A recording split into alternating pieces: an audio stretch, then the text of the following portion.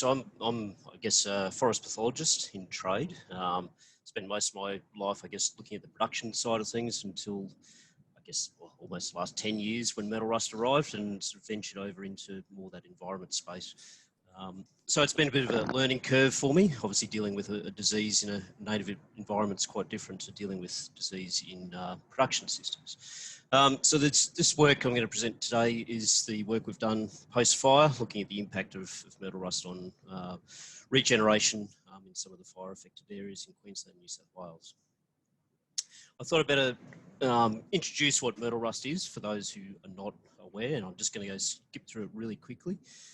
So it's a disease caused by the rust fungus Ostroppuccinia sidii, formerly known as Puccinia sidii, and also commonly known as guava, eucalyptus, or ohia rust, as it's moved on to different hosts and moved around the world. It impacts on species in the family Myrtaceae. So anything in the Myrtaceae is potentially susceptible to the disease. It's native to South America and first sort of came on our radar when it started impacting on eucalypt plantations in Brazil, causing quite significant damage on their establishing plantations and in their nursery. But in Brazil, there's limited to no impact in their native ecosystems. It's a co-evolved pathosystem. We do know there are multiple strains there, and some of those could be more aggressive on eucalypts than the current strain that we have in Australia. More recently, we've seen this disease moving globally. It was introduced into Australia in 2010 and has moved throughout that Asia-Pacific region, most recently into New Zealand in 2017 and into Asia 2016. There is an unusual or unique strain in South Africa that we're quite concerned about as well. As I said, it impacts on Myrtaceae, and it can impact on anything from a seedling, a couple of days old, saplings to 100-year-old trees. So it's not just those young trees that a lot of people thought that would impact on, but we've seen all these rainforest overstory species, and you can see in the image there, Syzygium corionanthum, that tree about 80 years of age, severely impacted. So far, the host range in Australia is greater than 380 species from 57 different genera. So it's unusual for a pathogen, and particularly a rust pathogen, to have such a broad host range. From the impact side of things, we've seen localised extinction. So the native guava, once common through New South Wales and Queensland, is pretty much extinct or going extinct. There's definitely localised extinction of that species. We don't see it fruit or flower. It's not ecologically functional when it is alive. We've seen further decline of threatened species like the Syzygium hodgkinsonii. And where Myrtaceae are dominant, we've actually seen changes in the plant community composition. So Myrtaceae are being replaced by non-Myrtaceae. And we see particular impacts after regeneration. They could be after cyclones, or in this case, after fire. So just to give you a broad overview of what we aim to do. So we're just looking at the impact of metal rust on forest regeneration after fire. Just general question. So what are the impacts in the different regions, the different forest types, and where we got different fire intensities? Are there variabilities in terms of disease levels and the impact it has? We want to look at the progression of disease and the impact on different species, look at their susceptibility, patterns of resistance or susceptibility within species, and the types of regeneration that were affected. So just to give you a really broad overview before we get into some specifics, we found rust pretty much in every site we looked at, apart from southern New South Wales. So, but I should say that that doesn't mean disease wasn't going to get into that site. We're only able to look into that area once because of COVID restrictions. And we didn't find any disease at the time, but the locals suggested that perhaps we needed to wait a few more months when conditions were more optimum for rust in those areas. We didn't look in Victoria at all, again, just purely because of COVID. In those sites where we did see rust, it was a really rapid increase. So a couple of months after we started to see that regeneration, and with a little bit of rainfall, we started to see 1 or 2 spots around, but then it was an exponential increase in levels of disease following that. And then we got these waves of infection events occurring after that. We found a disease in all fire severity levels, and we found infection on reshooting and seedlings, so it was impacting on both forms of regeneration. We found about 36 species in total with varying levels of impact. There were some new host records that we found: Leptospermum speciation, Mellech squamea, Eucalyptus amplifolia, and Eucalyptus pyrocarpa. We saw impact on some of the range-restricted species, and you can see in the photo there, the top right there, that's the Erubescence australia, or the peach myrtle, which is restricted to that nightcap range. And when we first looked at this, we saw sort of probably 20% of plants infected. But over time, we actually saw a progressive increase in the number of individuals affected. Some did start to fruit, and we started to see infection on the fruit. So it'll be interesting to go back and look at the long-term impacts that disease is having on regeneration of that species. The other one is Erubescence, and I'll touch on that in more detail. And then we got impact on the more common species like the Mellechs and the eucalypts. More generally with the eucalypts, we haven't seen a lot of impact in the field, a lot of infection in the field, up until we saw the fires, where we saw widespread infection on Eucalyptus pilearis in particular, and some of the coastal ones, Eucalyptus planchoniana, both seedling and reshoot. So just going on to Erubescence. So this thing was pretty much common, widespread through Queensland, New South Wales prior to rust coming.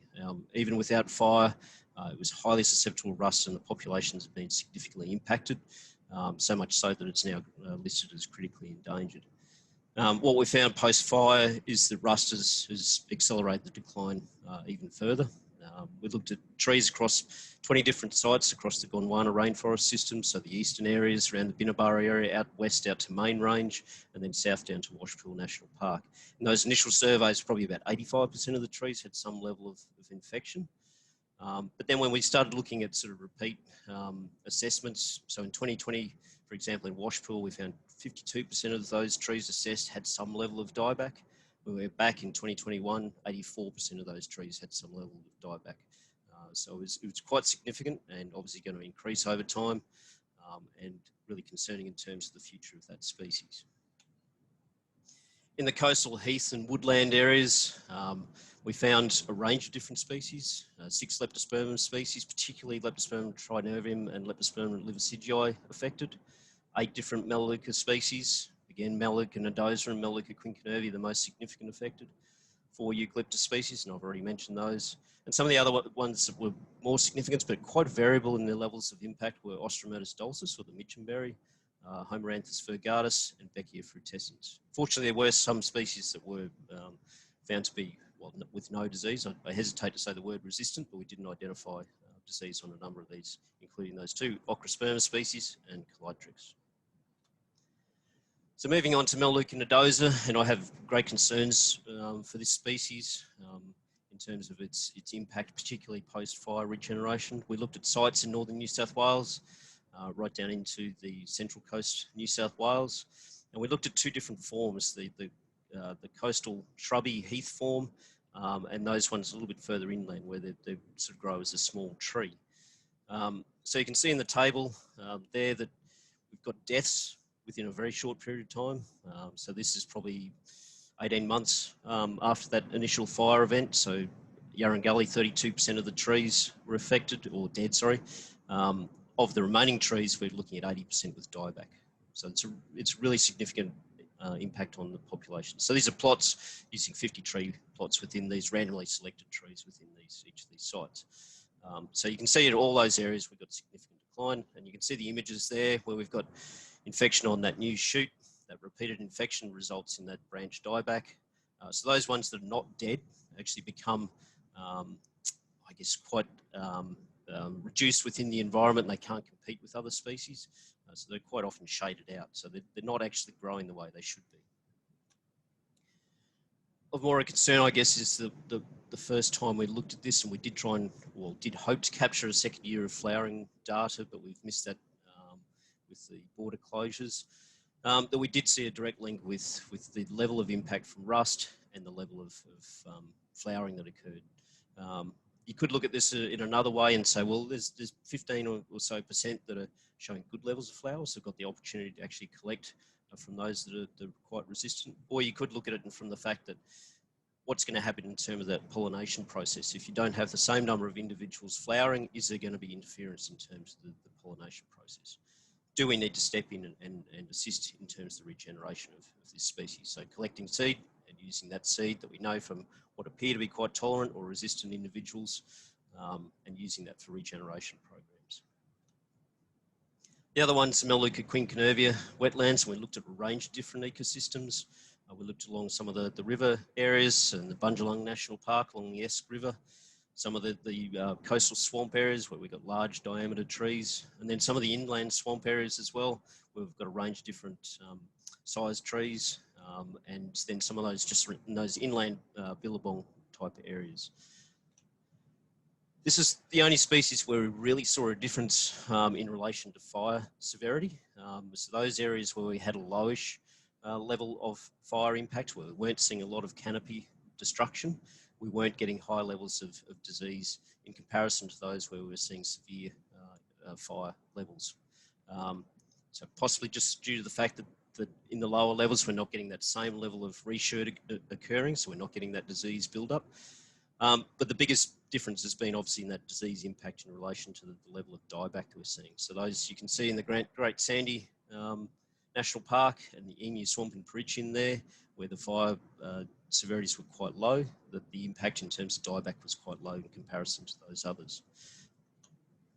This just gives you, I guess, a graphic idea as to what we're seeing in the rate of decline. This is over a 3-month period. This is on a narrow stem Mellech along the banks of the Esk River. Where the photo on the left there, you're showing the early levels of infection. So that lower reshoot has quite significant levels of disease and starting to die back, where the upper one has just got disease, but it hasn't started to die back. But then 3 months later, we've basically got all those reshoots burnt off.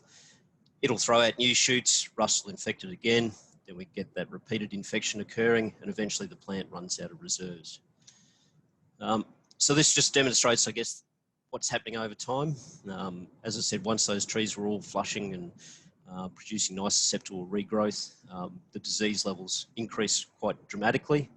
And then we get this up and down nature occurring in relation to the presence or absence of new flush or susceptible flush. And then over time, we started to see the number of trees with the reshoot death, and you can see in those images there what I mean by that. And then now we've started to see sort of total tree death. Unfortunately, again, we're hoping to get back once the borders open to see what these plots are doing, but we're going to have a fair gap in terms of the data that we're collecting from that particular site. What I haven't mentioned here is the impact on flowering. So any of these ones showing any dieback or death don't produce flowers. And in this particular plot here, I think we only had 2 out of the 50 trees producing flowers. So that's quite a significant impact on what's going on, particularly if you're looking at it from those birds, animals that are relying on that as a food source, and obviously insects as pollinators, whether they're coming to those sites, that's something we don't understand. And all these sites, we also not only looked at the, I guess, the reshoots, where we started to look at recruitment levels, so all the seedlings that are emerging, and it was quite alarming in some of these sites, the low level of, I guess, what we would call field resistance. But in saying that, we have looked at this in the glasshouse too and seen similar sort of numbers, so it does actually match up. So the Chatsworth Hill Nature Reserve, which is west of the Bundjalung area and quite badly affected by fire, we only saw 15% or just over 15% of the seedlings that were free of disease. In comparison to Yarra Gully and Bundjalung, where we're looking at sort of that 35% range. So still quite low. The consequences, I guess, of infection, you can see in the images there. We're not necessarily getting death of the seedlings, but we're getting a change in that structure, the loss of apical dominance. These things are becoming shrub-like. What happens over time, I'm not quite sure. That's something we'll have to follow through more intensively, but whether they just survive and it just changes the structure, or whether eventually they just run out of reserves and die, that's just something we'll find out once we follow it through. So that was a very quick overview. I just want to thank all those people on the screen there, in particular the Butcherland Sea Rangers, who we've been working with closely on Gari post the 2019 and the 20 fires. I haven't presented any of that data, but there's been some really interesting work come out of there. And then the guys in New South Wales, Craig and Angus. And of course, the funding, the Plant Biosecurity Science Foundation, the Threatened Species Hub, and the Australian Network for Plant Conservation, and New South Wales Department of Planning, Industry and Environment. Thank you.